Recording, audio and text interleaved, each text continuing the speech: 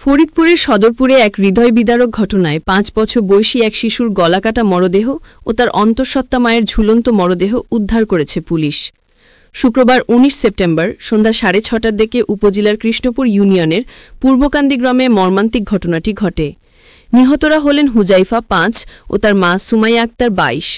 পারিবারিক সূত্রে জানা গেছে, সুমাইয়া ৮ মাসের অন্তঃসত্ত্বা ছিলেন এবং তার প্রসবের সম্ভাব্য তারিখ ছিল ২৬ সেপ্টেম্বর। ২০২০ সালে সুমাইয়ার সঙ্গে পূর্বকান্দি গ্রামের মোতালেব মুন্সির ছেলে রমজান মুন্সির বিয়ে হয়। হুজাইফা ছিল তাদের একমাত্র সন্তান। রমজান কয়েক বছর সিঙ্গাপুরে ছিলেন, ২ বছর আগে দেশে ফিরে আসেন এবং আবার বিদেশে যাওয়ার প্রস্তুতি নিচ্ছিলেন। পারিবারিক দাবি, স্বামী স্ত্রীর সম্পর্ক ভালোই ছিল। তবে প্রতিবেশীরা জানিয়েছেন, দাম্পত্য জীবনে রমজান ও সুমাইয়ার মধ্যে প্রায়ই ঝগড়া বিবাদ শোনা যেত। ঘটনার সময় নিহতের শ্বশুর মোতালেব মুন্সি বাড়ির পাশে গরুর জন্য ঘাস কাটছিলেন। চিৎকার শুনে গিয়ে তিনি বিষয়টি জানতে পারেন। খবর পেয়ে ভাঙা সার্কেলের অতিরিক্ত পুলিশ সুপার আসিফ ইকবাল ঘটনাস্থল পরিদর্শন করেন।